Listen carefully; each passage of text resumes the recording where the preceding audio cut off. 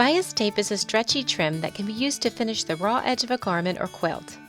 You can purchase ready-made bias tape in single or double fold in a variety of widths and colors, or you can make your own to match your project. In this video, you will learn how to cut a piece of fabric and sew it to make a continuous strip of double fold bias tape. Then you will see two different ways to apply double fold bias tape to the raw edge of your fabric. To begin, start with the pattern placed along the grain of your fabric. Make sure that any prints or lines are even with the pattern piece. Pin the pattern in place, then cut along the cutting lines. Next, transfer the cutting lines from the pattern to the fabric using chalk and a ruler. By folding the pattern along the first cut line, then use a ruler as a straight edge to mark your fabric. Do this for all the cut lines, but do not cut yet.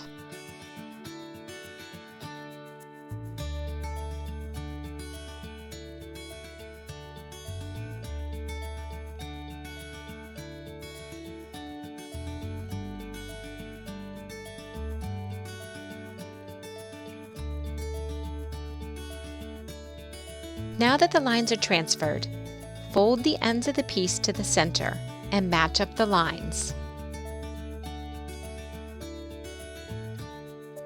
Notice that the notches don't match? In order to make this one continuous piece of bias tape, the lines must be offset by 1. Match up the notches and look for your lines to cross each other as you pin the edge together with right sides facing.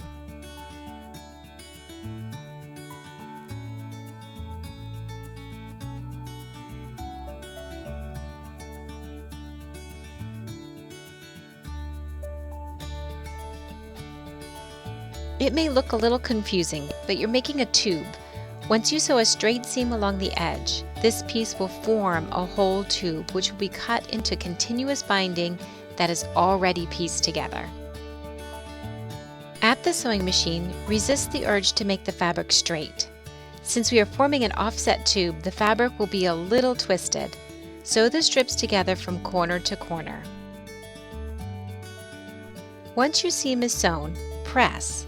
Then cut along the lines starting at one corner, continuing to cut over the seam from one line to the other, around and around, and you will have a continuous piece of bias tape.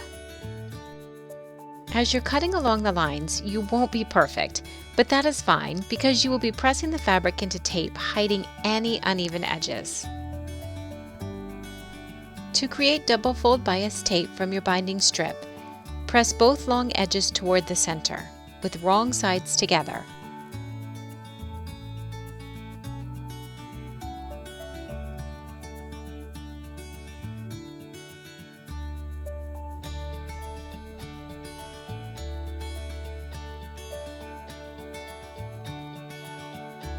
Lightly press the tape in half lengthwise, having one folded edge extending beyond the other.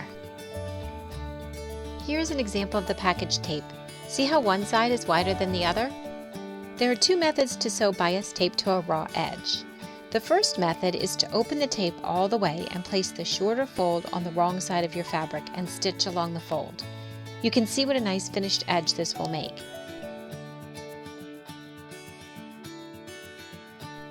Lightly press the seam toward the tape.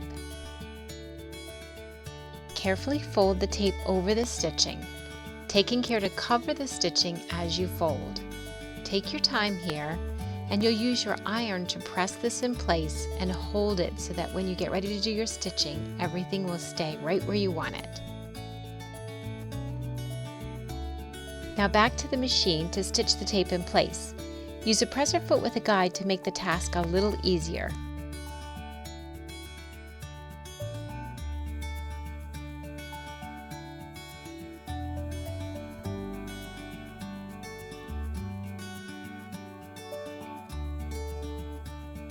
Using the guide will help make sure that you get a nice, clean, finished edge with your bias tape.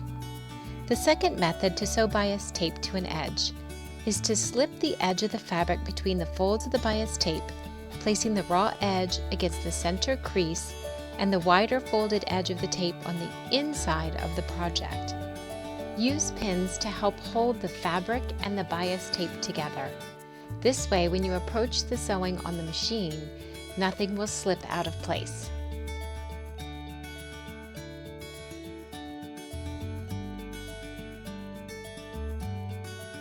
follow the edge of the bias tape as you stitch it in place.